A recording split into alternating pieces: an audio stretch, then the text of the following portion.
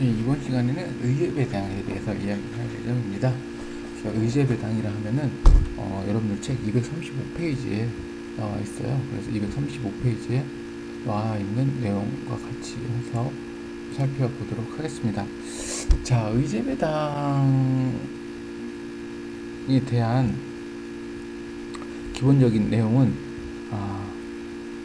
배당이란 형태가 이루어지지 않았지만 사실은 그 이익이 귀속된다면은 배당으로 간주하겠다라는 의미를 갖고 있습니다. 어떻게 보시면은 여러분들이 의제배당 제도나 간주입금 제도나 세법에서 어떻게 돼요? 인정해준 형태가 비슷하다고 보시면 되겠습니다. 그래서 좀 하나하나 설명을 하면서 이야기를 할 거고요. 의제배당이라는 얘기는 어떻게 한다?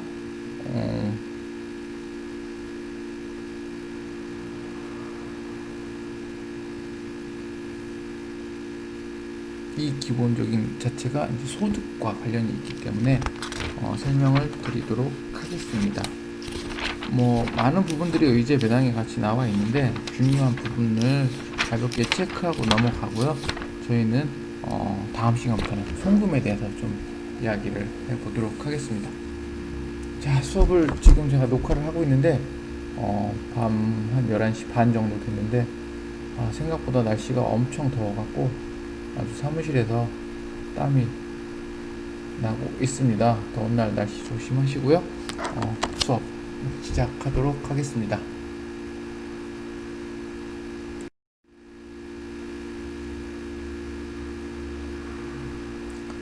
자, 의제 배당이라 하면요, 일단은 저희가 법률적인 용어에 대해서 한번 좀 살펴보도록 하겠습니다. 자,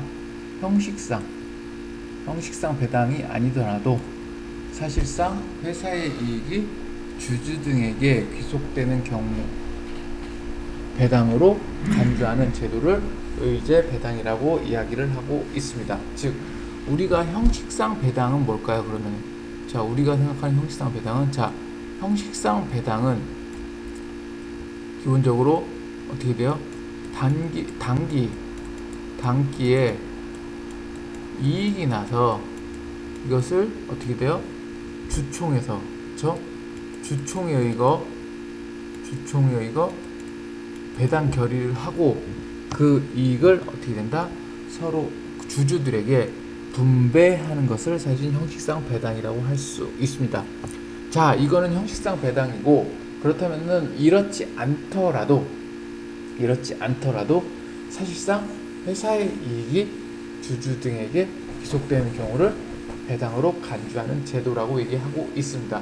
즉, 이 뜻은 이러한 형식상 배당이 아니더라도 어떠한 형태로든 회사의 이익이 주주 등에게 귀속되는 경우가 발생한다는 이야기로 보시면 되겠습니다. 자, 그래서 이런 배당이 곧 뭐예요? 배당 자체는 뭐가 될 수밖에 없어요? 소득이 될 수밖에 없기 때문에 결국에는 이 배당은 주주의 입장에서는 결국엔 뭐가 된다? 과세 소득이 될 수 있다는 겁니다. 따라서 의제 배당이라고 하면은 배당을 한 회사에 발생하는 부분이 아니라는 거죠. 이러한 소득은 결국에는 배당을 받은 입장에서의 문제가 되는 것이지 주식이 발생한 회사의 문제가 제기되는 건 아닙니다. 왜냐하면 배당이기 때문입니다. 따라서 이러한 부분에 있어서는 우리가 주식을 배당을 하는 입장이 아니라 배당을 받는 입장에서 사실은 의제 배당을 보아야 할 의제 배당의 유형을 아마 참고하셔야 될 것 같습니다. 따라서 이러한 의제 배당은 어떠한 유형이 있는지를 좀 살펴볼 거고요. 그 다음 의제 배당에 대한 기본적인 내용에서 어떤 부분에 과세가 이루어지는지 살펴볼 예정입니다. 그리고 또한 의제 배당에 대한 귀속 시기가 어떻게 되는지 저희는 이번 챕터에서 공부를 할 예정입니다. 자, 이런 의제 배당은 아시다시피 어디에 문제다? 주식을 발행한 회사 입장의 문제가 아니다. 그래서 그 부분을 특히 유념하셔야 됩니다.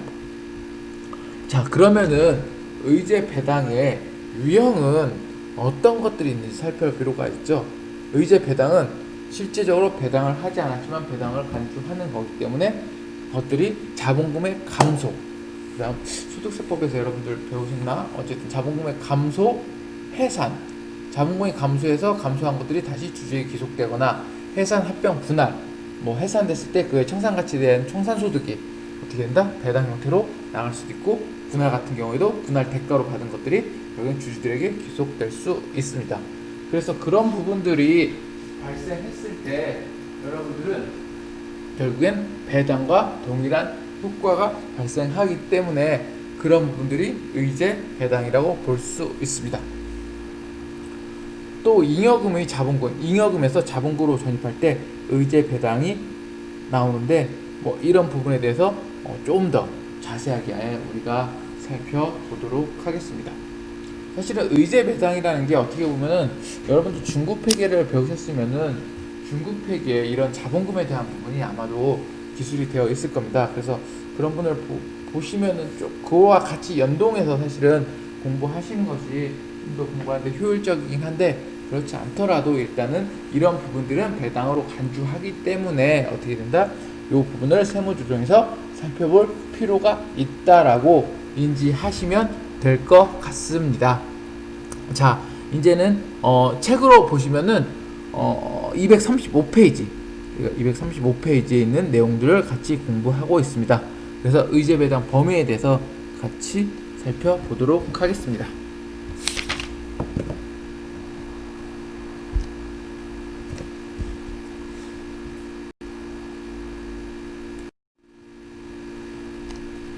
의제 배당의 범위는 일단은 한 페이지 넘어가서요. 236페이지입니다. 기본적으로 자본금의 감소, 해산, 자본금이 감소해서 주식을 소각하게 되죠. 주식이 소각하게 되면 그 주식이 없어짐으로써 뭐가 들어옵니까? 돈이 들어오겠죠. 돈이 들어오게 되면 어떻게 돼요? 그 부분에 돈을 출자금이 주주들이 출자한 거니까 그걸 어떻게 돼요? 기본적으로 배당을 나눠주게 돼 있겠죠. 나눠주게 되면 주주는 뭐가 받겠어요? 그거에 대한 현금을 받게 되는 거죠. 좀 더 자세하게 설명을 해볼까요? 어쨌든 자, 기본적으로 요 형태는 어떻게 한다? 비슷한 형태가 됩니다. 감소가 되면은 뭐가 돼요? 감소로 인한 주식 소각으로 인한 뭐가 발생해요? 그 돈이 발생합니다. 법인이 해산이 되면 해산을 통해서 청산을 하죠. 돈이 발생합니다. 합병이 되면요, 합병 대가로 돈이 발생합니다. 분할은 분할 대가로 실제로 돈이 발생합니다. 따라서 이러한 감소, 해산, 합병, 분할로 인해서 주주등이 재산을 받게 되는데 결국에는 어느 정도냐? 우리가 5,000원에 주주들이 5,000원에 주식을 발행했습니다. 쉽게 말하면은 그래서 회사에 자본금이 현금이 들어왔을 거고요. 그때 최초에 현금이 5,000원이 들어왔을 거고요. 결국엔 뭐가 되겠어요? 자본금이 5,000원이 생겼겠죠. 아무것도 없다고 칩시다. 그래서 회사가 잘 운영이 돼서 실질적으로 뭐 해상 분할 합병, 해산을 합시다. 아니면 합병의 대가로 주당 회사가 열심히 했더니 주당 어떻게 되겠어요? 주식을 팔면서 자본금이 감소하면서 주식을 분할됐다고 칩시다. 그래서 주당 6,000원에 합병 대가를 받았습니다. 그러면 어떻게 되겠어요? 현금이 자본금은 6,000원을 받았다면은 자본금은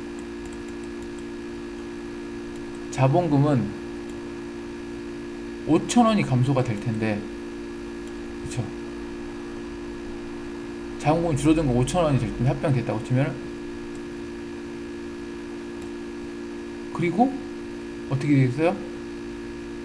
자본금이 감소하고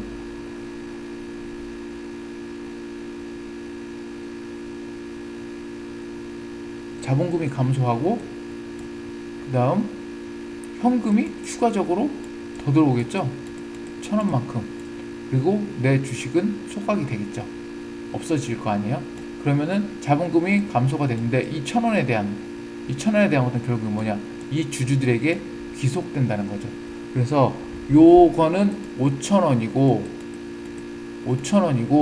주주등이 받은 재산은 내 거 플러스 얼마다?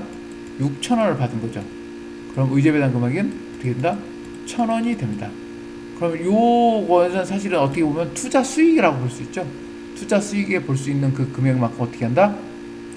자본금의 감소니까 이것을 배당으로 본다는 거죠. 왜냐하면 자본금을 투입해서 내가 주주가 되면은 이 이익을 나누는 것을 우리가 배당이라고 하죠. 그렇기 때문에 이 형태는 배당의 형태를 띠기 때문에 우리가 기본적으로 배당으로 생각하고 이것들을 의제 배당이라고 이야기를 하는 겁니다. 의제 배당의 개념이 기본적으로 이런 취지에서 이루어지고 있습니다. 자, 그러면은 책을 보면서 같이 이야기를 해보도록 하겠습니다. 책에 보시면은요, 기본적으로 어떻게 되냐면 일단 자본금의 감소 등의 경우에 대해서 살펴보겠습니다. 자, 주식이 소각이나 주식을 없앤다는 거죠. 주식을 없애거나 자본금의 감소로 인하여 주주 등의 법인이 취득하는 금전과 그 밖의 재산가액 합계액이 해당 주식을 최초에 출자할 때 지분보다 사용한 금액을 초과하는 금액.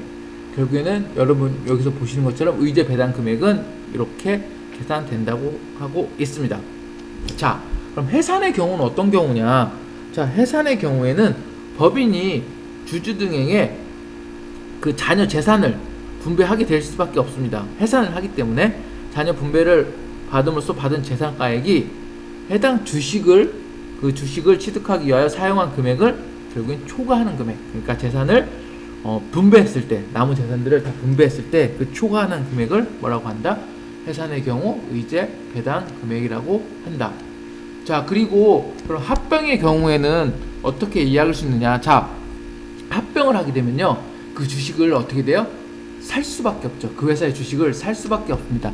자, 주식을 산다는 얘기는 대표적으로 쉽게 하면 M&A를 얘기하죠. 기업 인수합병을 얘기할 때 합병을 하면은 합병 대가로 그 주식의 가치를 어떻게 계산해서 그것을 어떻게 한다? 상대 기업에게 제공을 합니다. 그랬을 때 그 금액이 뭐다? 결국엔 초과하는 금액이죠. 그래서 피합병 법인의 주주 등의 법인이 취득하는 합병 대가가 그 피합병 법인의 주식 등을 취득할 때 사용한 금액보다 많을 때는 그 차익만큼을 뭘로 한다? 결국에는 의제 배당이라고 이야기를 합니다. 자, 법인의 분할의 경우는 뭘까요? 분할도 마찬가지로 그 대가를 지불할 수밖에 없습니다. 그래서 분할법인의 경우에는 주주인 법인이 취득하는 분할 대가가 그 분할법인의 주식을 취득하기 위하여 사용한 금액보다 초과하는 금액. 자, 결국에는 우리가 이렇게 하나씩 살펴봤을 때 결국에는 이런 자본금들이 감소해선 합병 분할로 인해서 최초에 취득했던 주식보다도 어떻게 한다? 그 금액을 초과했을 때 그 나머지를 뭘로 본다? 의제 배당이라고 보고 있다는 겁니다. 결국엔 내가 그 회사를 최초에 어떻게 한다? 매입을 했을 때 그 매입가액보다 초과하는 금액 전체를 그 재산에, 그 회사에 투자한 어떻게 한다? 기본적으로 의제 배당으로 한다.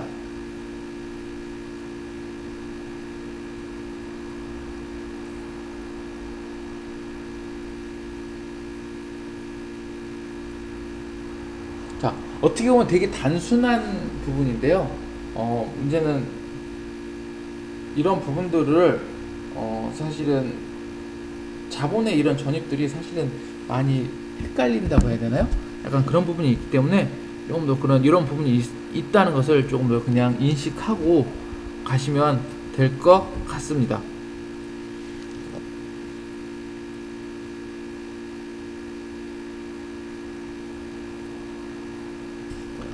자, 그러면은 계속해서 분노를 나가는데, 그러면은 결국에는 이 모든 것들은 감소, 해산, 합병, 분할의 경우는 모든 주주 등이 보유하는 주식 등이 소멸될 때 그 대가로 받는, 결국엔 그 주식이 소멸됐을 때 대가로 받는 취득가액을 초과하는 금액을 결국엔 의제 배당이라고 하고 있습니다.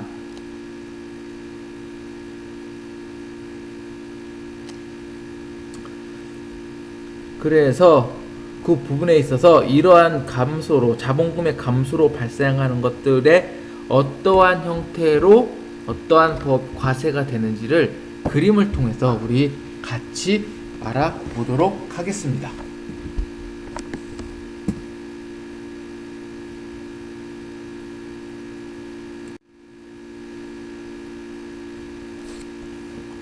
자, 이 그림은요, 책에 나와 있는 그림과 동일을 합니다. 이 부분은 결국에는 제가 말씀드린 것처럼 결국에는 이것의 대가는, 우리가 자본금의 감소로 인한 대가는 자본금, 주식을 발행한 회사의 문제가 아니라 뭐 어떻게 돼요? 받은 주주들에게 대한 문제가 발생하는 거죠. 자, 법인이 자본 감소로 인해서, 예를 들면 감자로 인해서 의제 배당, 그 차익만큼 의제에 배당됐고, 주식 소멸로 인해서 취득가액보다 차익이 나는 부분은 주주들은 결국에는, 그게 개인이라면은, 이 개인이나 법인에 다 틀려요. 그 취득가능 금액이 개인이라고 하면은 어떻게 된다? 우리가 소득세법에 의해서 소득세를 어떻게 한다? 과세해야 된다. 그래서 뭘로 본다? 배당소득으로 본다는 거죠. 그러나 이것이 취득하는 주주가 법인이란다면은 결국엔 뭘다? 법인세가 과세가 됩니다. 그래서 결국에는 의제 배당의 경우에는 주주가 개인이냐 법인이냐에 따라서 각자의 적용되는 법률이 서로 달리 나타날 수 있습니다. 그래서 그것을 여러분들이 잘 참고하고 계셔야 됩니다. 자, 그러면은 이 부분에 대해서 우리가 그러면 자본금 전입도 한번 같이 살펴보도록 하겠습니다. 기본적으로는 이런 프로세스, 지금 감소, 해산, 합병, 분할의 경우는 이런 프로세스를 밟을 수밖에 없습니다. 그래서 이 그림을 사실 여러분들이 중요하게 기억할 거는요, 바로 이 그림입니다. 결국엔 자본금으로 감소로 인해서 어떠한 차익이 발생할 때는 주주한테 기속되는데 어떠한 법률에 의해서 어떻게 발생되는지 이 그림을 사실은 잘 기억하고 계셨으면 좋겠습니다.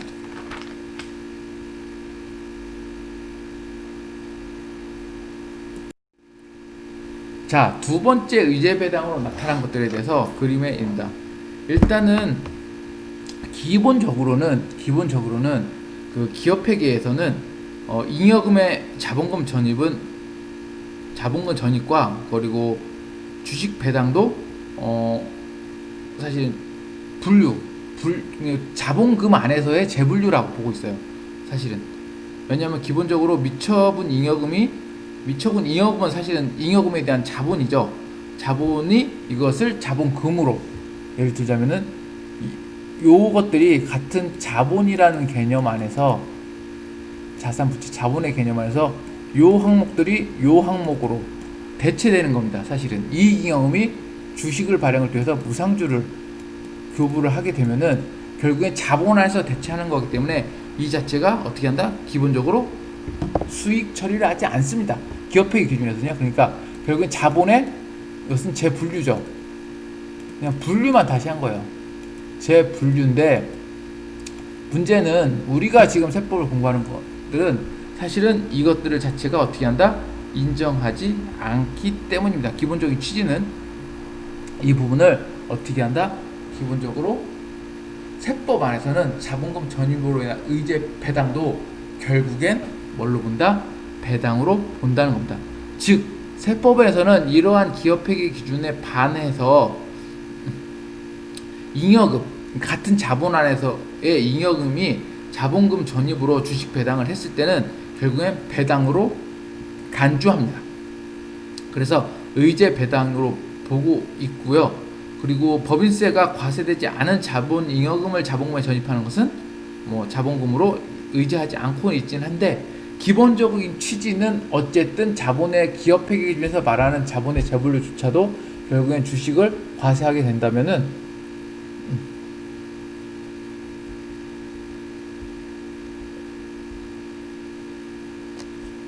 결국엔 뭐다? 세법에서는 결국엔 자본금의 전입을 의제 배당으로 본다는 겁니다.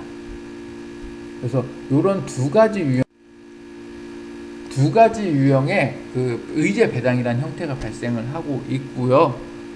이런 부분에 있어서는 여러분들이 나중에라도 혹시라도 이런 경우가 발생한 경우에는 이런 것들이 있기 때문에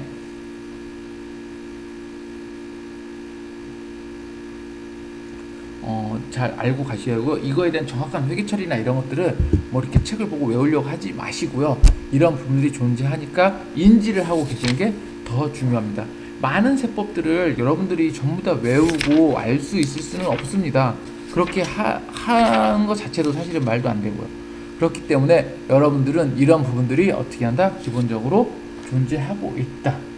그래서 이런 것들을 서로 세법 안에서 봐야 된다는 거죠.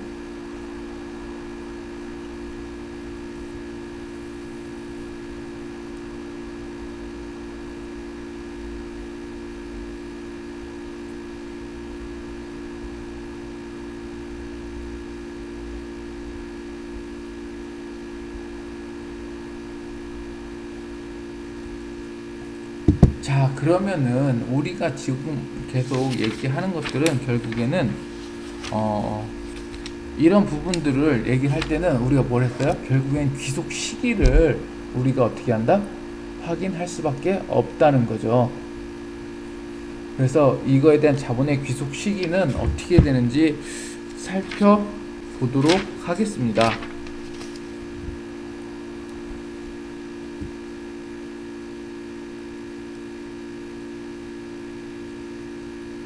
왜 이 자본의 귀속 시기를 살펴봐야 되냐면요. 어느 시점에서 결국에는 귀속돼서 어느 사업연도에 소득으로 잡혀야 되는지를 우리가 어떻게 한다? 확인을 해야 되기 때문입니다.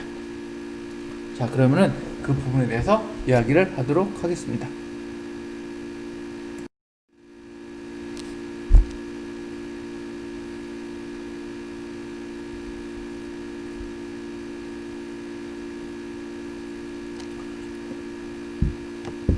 그 전에 의제 배당에 대한 부분이 계산에 대한 부분이 나와 있네요. 요거까지 하고 의제 배당에 대한 계산은 결국에는 취득한 재산가액을 어떻게, 그러니까 차액을 이야기할 거면요, 어떠한 취득한 자산가의 금액을 뭘로 보냐는 거에 따라 틀린 거죠.